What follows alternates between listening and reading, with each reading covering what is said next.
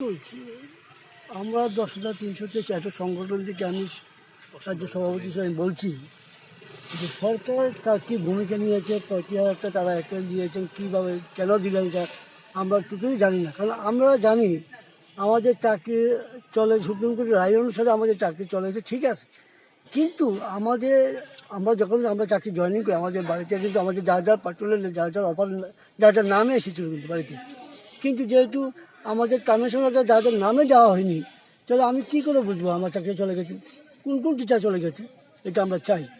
পাশাপাশি সরকার যারা অ্যাকাউন্ট দিয়েছেন, এটা আমি ব্যক্তিগতভাবে আমি নিজেকে এবং সরকার যে কাজটা করেছেন আমি অত্যন্ত জিজ্ঞাসা জানাচ্ছি যে আমরা সমাজে একজন শিক্ষক, মেরুদণ্ডের শিক্ষক, এবং যেহেতু আমরা সমাজের গড়া কারিগর, আমরা সে অনুসরণে বলছি একজন শিক্ষককে মাননীয় শিক্ষামন্ত্রী কী করে এবং শিক্ষা দপ্তর বলতে পারেন যে রাজ্যের বর্তমান রাষ্ট্রপতি সরকার আমাদের যে 25,000 দিতেন কেন দিলেন?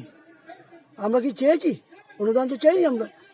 যার জন্য আমরা এটা তীব্র নিন্দা জানাই। কারণ আমাদের চাকরি কেসটা এখনও সুপ্রিম কোর্টে লড়ছে, এখন আমরা চালিয়েছি এবং সরকার এই দেওয়াটা আমি মনে করি আমরা তো চাইনি, কেন দেবেন? আমাদের শিক্ষক সমাজের একটা আমাদের 10,000 শিক্ষক একটা নিন্দা একটা ব্যাপার আছে। কারণ উনি শিক্ষককে এইভাবে অনুদান দিয়ে কী বোঝাচ্ছেন?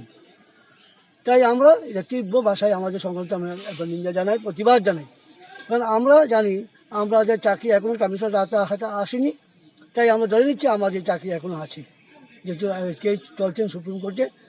আমরা তাই আমি আগামী দিন খোলার পরে আমরা কিন্তু সরকারি এই প্রতিবাদকে আমরা পাল্টা জবাব দেব। কারণ আমাদের চাকরি ব্যাপার, আমাদের পরিবারের ব্যাপার, আমাদের বাঁচার অধিকার আছে। আমাদের পরিবার বাঁচার জন্য আমরা আমাদের অন্যায়ভাবে, যেখানে সরকারের ভুল ছিল আমাদের কিন্তু ভুল নেই, তাই আমি চাই সরকার সেটা খেসারত দিতে হবে।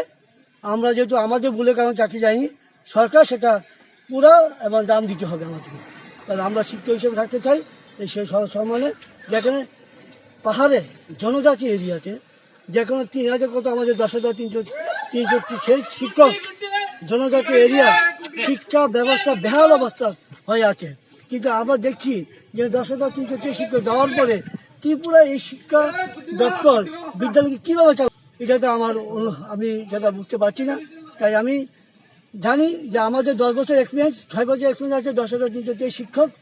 তাই রাষ্ট্রপতি সরকার অনুরোধ করবো যেন তারা আবার পুনরায় এবার চিন্তা করে আমাদের জন্য।